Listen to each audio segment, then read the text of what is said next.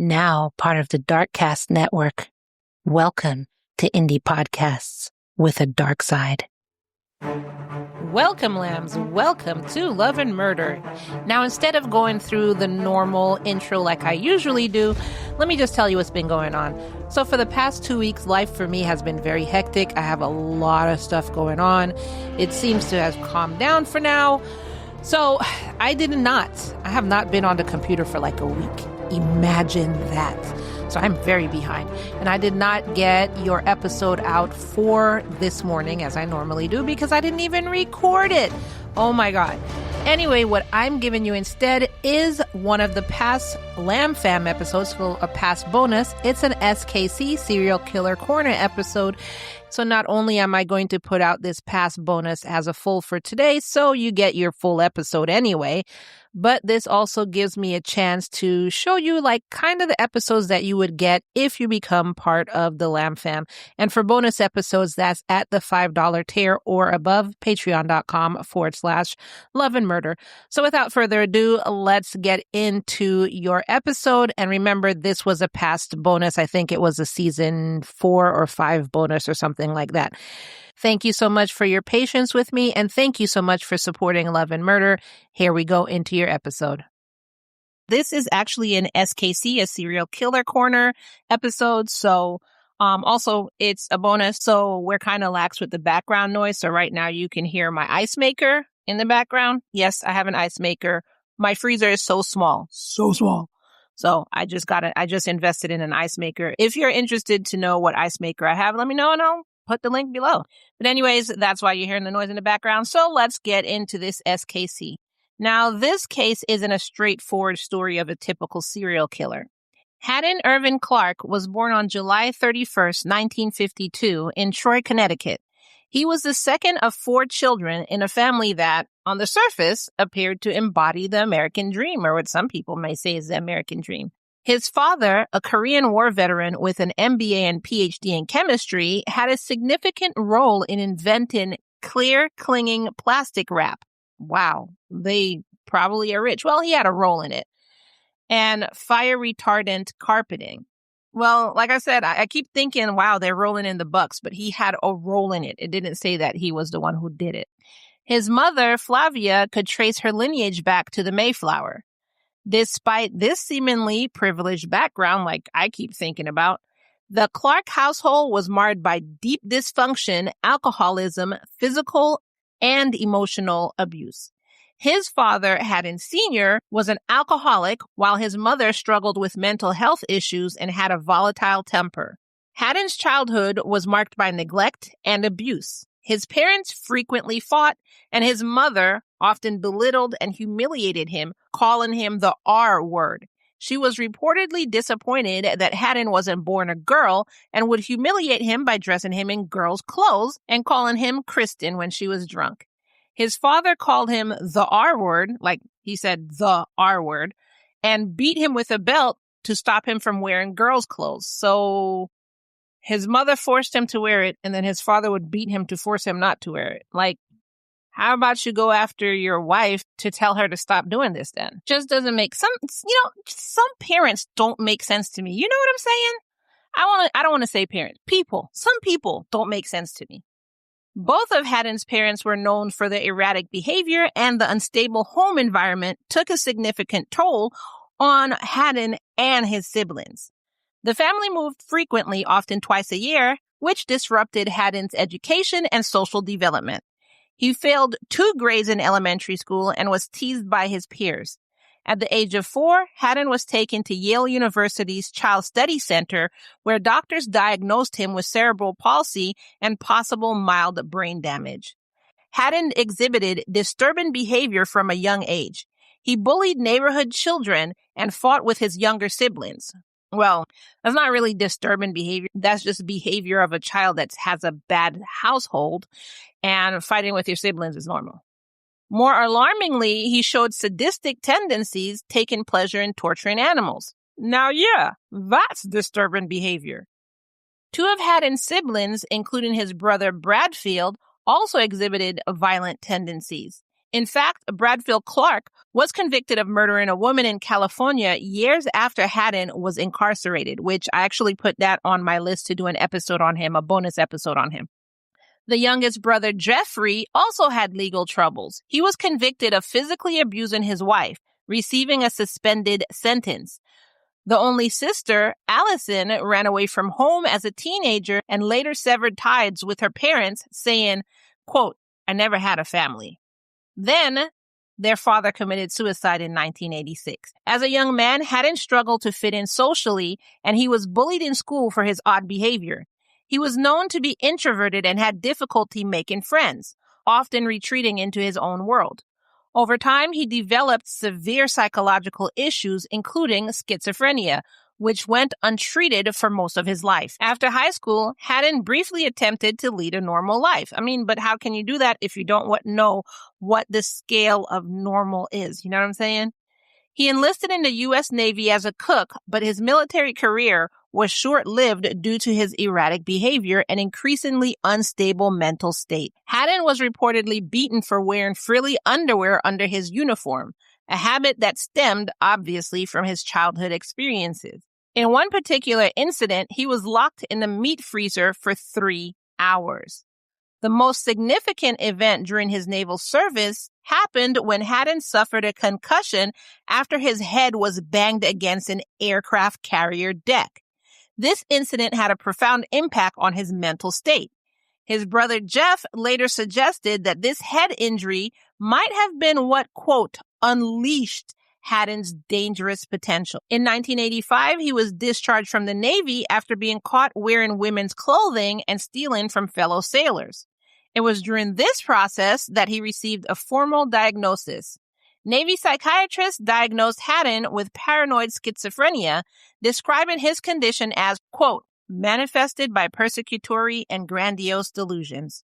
After his discharge, Hadden's mental health deteriorated even further. He was given treatment at a VA center in Washington state. However, his engagement with mental health services was inconsistent. Hadden once told a psychiatrist at the Department of Veterans Affairs, quote, I think I have a split personality. I don't like to hurt people, but I do things I'm not aware of. His first legal troubles began that same year when he was arrested for petty theft. In mid-1989, he visited a local veterans hospital, but left immediately after being admitted. The doctor's diagnosis at that time was, quote, psychosis with questionable etiology. What is etiology? E-T-I-O-L-O-G-Y. Let's look it up. Psychosis with questionable etiology. So we're looking up etiology. Etiology is a study of causation or origination, particularly in the context of disease. So I guess he means like he has psychosis, but he doesn't know where it started. I mean, they just make up interesting ways to say, I don't know all the time. Well, people don't realize this, but when you hear the theory means we don't know. Like, we think, literally what theory means. We think. And then psychosis with questionable etiology is just literally, he has psychosis, definitely, but we don't know where it came from. Like, just say, I don't know. It's very easy. I don't know. Sorry. That's a pet peeve of mine when people can't just say, I don't know. They have to make it sound all intelligent. Psychosis with questionable etiology. Basically, I don't know. Anyways, unable to secure consistent work, Hadden lived in an old Dustin pickup in the woods near Bethesda. He worked as a gardener or handyman for money to eat. Local church groups remembered him as being strange, but never thought of him as particularly violent or aggressive. However, he was arrested in 1989 for vandalizing property owned by a former landlord. His arrest resulted in 1 year's supervised probation and a court order to continue psychiatric treatment at the VA. His probation officer, recognizing the potential danger Hadden posed to the public, expressed concerns about his release. But did you think anybody listened? Nope. As Hadden's mental illness progressed, his behavior became increasingly erratic and concerning. He struggled to maintain employment due to his strange conduct. In one disturbing incident, colleagues at the Brown Palace Hotel in Denver, Colorado, saw Hadden drinking blood that drained from the meat he prepared. Ugh. Hadden's vindictive streak became more pronounced, often triggered by what he thought were slights to him. So if somebody did something little to him, he became very vindictive. This, coupled with his strange behavior, resulted in frequent job losses. On May 31st, 1986, 6-year-old Michelle Dorr disappeared from her father's backyard in Silver Springs, Maryland, where she was playing in a wading pool. Hadden Clark was living just 2 houses down with his brother Jeff. When Michelle came looking for her friend at Jeff's house, Hadden led her in and took her to an upstairs room. There, he slashed her throat with a chef's knife, attempted to assault her corpse, and drank her blood and consumed a piece of her flesh. Look, didn't his parole officer say, I don't think he should be released to the public? This is a guy that's constantly around people who commit crimes. And he's telling you, I don't think this particular person should be released to the public. And you were like, pish posh, what do you know? And let him out. And then look at what happened. He then placed her body in a green trash bag, then into a duffel bag, and finally into the back of his truck. He buried her in a park 12 miles away and managed to get back to his chef job quickly. The young girl, dressed in a pink and white polka dot bathing suit, sparked an intensive investigation by the Montgomery County Police. In the first 2 weeks of June 1986, law enforcement canvassed the neighborhood, interviewing potential witnesses. Among those questioned were Jonathan Binder and his wife, who reported seeing Hadden moving a duffel bag and a trunk into his white pickup truck on the day of Michelle's disappearance. Within 9 days, detectives had interviewed Hadden twice. During the second interview, Hadden exhibited strange behavior. Despite Hadden's suspicious behavior, he was not initially the prime suspect. Surprisingly, Michelle's father, Carl Dorr, became the focus of the investigation. The pressure of the investigation, he lost his daughter. Just think about how you would feel if like all of this is happening. On top of that, you're getting divorced from your wife and everything like that. And the police are questioning you nonstop. And you know they keep you in these rooms for like hours on end. So anyway, it led Carl to make a false confession, which he later recanted. The investigation took a significant turn when Hadden was interviewed more intensely by the police. During this questioning, he made statements that came close to a confession. When asked to use the bathroom, he cried and vomited. After using the bathroom, he was questioned about what he had done to Michelle. Hadden told Detective Farrell, quote, I don't know. I may have blacked out. I may have done something. He then held his head in his hands, rocked back and forth, and repeated, quote, I may have done something. I may have blacked out. Despite this near confession and his erratic behavior, he did have an alibi for work, having punched in at 2:46 p.m. And based on Carl Dorr's initial, slightly inaccurate timeline, because he's freaking stressed out because his daughter is missing, and he's not going to be like, you know what? I know every second of every time that this, you know what I'm saying? He's not. So nobody's blaming him here, but I just had to point that out. But because of his inaccurate timeline, detectives believed it would have been nearly impossible for Hadden to commit the crime and then get to work on time. So they let Hadden go, and they continued to suspect Carl for a time. Meanwhile, Hadden, who had moved on after the murder, would walk away from initial police scrutiny. The mystery of Michelle's disappearance would remain unsolved for over a decade. Years later, in early 1992, Hadden was hired as a gardener by Penny, I'm going to try and say this last name, Hoteling, by Penny Hoteling, Houghthelling. Penny, known for her charitable nature, believed she was helping a homeless man. Hadden proved to be a skilled gardener, earning Penny's trust, allowing him free access to her home. Just because he was a good gardener? I mean, you could come to my house and be a good gardener, and guess how many doors and windows are going to be locked? But I mean, that's just me. However, he began stealing items, including Penny's and her daughter's 23-year-old Laura Houghtonling's underwear and clothing, one piece at a time. Then on October 19th, 1992, Laura disappeared from her Bethesda home. The crime scene was meticulously cleaned, leaving little evidence. However, I didn't say no evidence, I said leaving little. A crucial piece of evidence was found in Laura's brush, a strand of synthetic hair from a wig. 4 days later, a bloody pillow and pillowcase were recovered from nearby woods. DNA confirmed the blood was Laura's. Suspicion soon fell on Hadden. Laura's brother Warren informed police of Hadden's suspicious behavior after Laura disappeared. Warren had tried to speak with Hadden about Laura's disappearance, and soon as he say, "Hey, Hadden, have you seen Laura?" Hadden just sped away in his car, like, "Oh, you get scared!" Yeah, not suspicious at all. Police discovered Hadden had bought duct tape, braided rope, and nylon cord just days before Laura vanished, and then he brilliantly, in his check memo, like he keeps track of his money, I gotta say that, but in the memo section of his check, he wrote Laura. The hell? And then also remember that Hadden likes to wear women's wigs. Synthetic hair from a wig found in her brush. The final piece of the puzzle fell into place when a partial thumbprint found on the bloody pillowcase matched Hadden's. With the mountain evidence, Hadden was arrested on November 6, 1992, and charged for Laura's murder. He was held without bond. In June 1993, Hadden pled guilty to second-degree murder for Laura's death.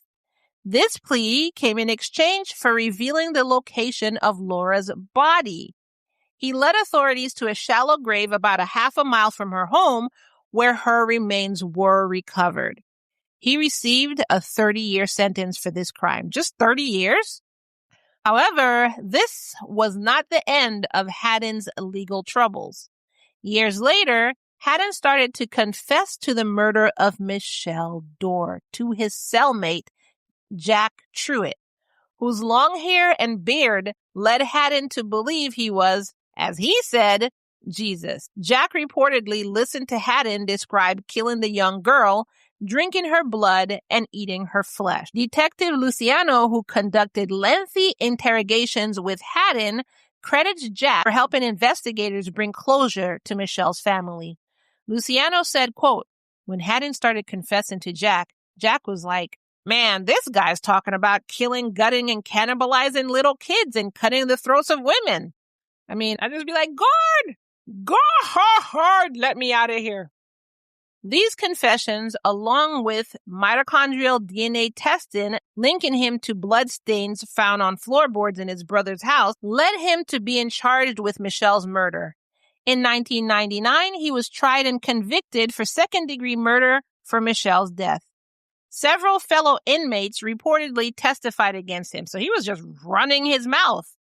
During this trial, the defense attempted to shift blame to Michelle's father instead. You've got to be freaking kidding me. There's literally a known murderer in prison who said he did it, who's like singing his guts out to everybody there, and you're still trying to say the father, Okay. Hadden was sentenced to an additional 30 years for Michelle's murder. This sentence was set to begin after he completed his current 30-year sentence for Laura's and a separate 10-year sentence for a theft charge. His total sentence is 70 years, which basically means he's serving a life sentence in prison. He's currently serving his sentences in Maryland. Prompted by his confessions, Hadden finally led authorities to Michelle's body in January 2000, 14 years after she disappeared. What does the defense think now? What does the defense think now? And I would, as the father, I would now turn around and sue those lawyers. Her skeleton remains were found in a shallow grave in a park in Silver Springs. This discovery brought some closure to Michelle's family. Over the years, Hadden has confessed to murdering multiple people, although only 2 victims have officially been confirmed.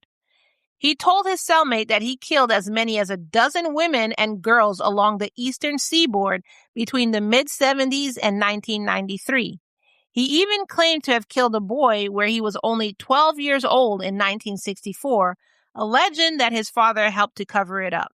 Now, think about this. He said he killed a boy when he was 12, and he said his father helped him cover it up. Now, do you think this boy that he supposedly killed, that there's no evidence that he killed a boy, do you think it was he killed the little boy in himself?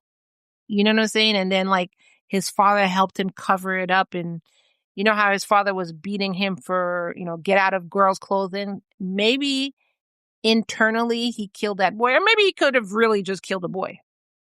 Authorities have investigated these claims across multiple states, including Massachusetts, Connecticut, Rhode Island, Pennsylvania, Vermont, and New Jersey. In 2000, Hadden was taken to Cape Cod, where he spent summers as a boy. He was taken there to help search for bodies. Sources describe him as arriving in women's wig and clothing purchased by agents at a Kmart to facilitate his cooperation. While no bodies were found in the Cape Cod searches, partly due to the passage of time and shift in landscape, he did lead police to a plastic bucket containing over 200 pieces of women's jewelry buried on his grandfather's former property. Hadden claimed that these were, quote, trophies taken from his victims. 200? Among them was Laura's high school class ring. In 2004, Hadden sent a letter claiming he had killed an unidentified woman on Cape Cod, Massachusetts in 1974, known as the Unsolved Lady of the Dunes case. He stated that he had buried evidence from the crime in his grandfather's garden and knew the woman's identity, but refused to reveal it to authorities. Investigators faced significant challenges in verifying Hadden's claims, including the cold nature of potential cases, cross-jurisdictional issues, and Hadden's paranoid schizophrenia, which cast doubts on the reliability of his statement. He's known for making grandiose claims.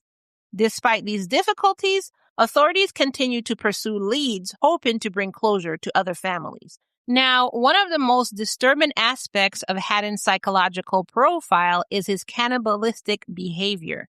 His cannibalistic tendencies were not limited to Michelle's case. He claimed to have killed several women during his time in Providencetown on Cape Cod, drinking their blood and using their body parts for macabre purposes. In one confession, he said that he thought drinking the blood of a woman would transform him into a woman. Possibly the most complex aspect of Hadden's psychological profile is his claim of multiple personalities. During lengthy interrogations, Hadden attributed his murders to an alter ego named Kristen E. Bluefin. His mother used to call him Kristen. You see what I'm saying? That's why I'm like, did he mean the murder of that 12-year-old boy as in he killed the 12-year-old boy within him? And now he's trying to replace that 12-year-old boy with Kristen E. Bluefin, a woman, and he's doing all of this to try and get there. You know what I'm saying? I have a strong feeling that's what it was. I don't think he killed a 12-year-old boy. I mean, he could have totally done it, but I have a feeling because he said his dad helped him cover it up. I have a feeling that was like some internal stuff that he did. He insisted that Kristen was responsible for the killings, describing her as, quote, a mean bitch who ate raw flesh and loved hiding stuff. Agent Luciano said that it became apparent that Hadden, quote, had multiple personalities. Hadden would often sign his name as Kristen and demonstrate more forceful behavior when embodying this personality. I have a feeling this dude does have multiple personalities. I have a feeling that one of those personalities was that 12-year-old boy. Call me crazy, but I literally think that. The true extent of Hadden Clark's crimes may never be fully known. He remains one of the most unsettling figures in modern American criminal history. Hadden's case remains an interesting study of a disturbed mind marked by mental illness and childhood trauma. Now, I use the word interesting because psychologically speaking, finding out where this is all coming from, which you can trace it all the way back to his house, both parents, his head getting bashed in, while he was in the Navy. Like, you could trace it all back. So that's interesting. Not the fact that he murdered people was interesting, just the fact of getting to know where his psychological journey started and why it started. That's why I used the word interesting. While only 2 murders have been officially confirmed, the possibility that Hadden Clark is a far more prolific killer looms large, making his story a haunting chapter in true crime history. His case continues to puzzle investigators and criminal psychologists alike. Now, what did you think of that case? That was insane to me. In terms of the psychological aspect of it, I would have been able to write papers for days on this. The psychological aspect to me is fascinating.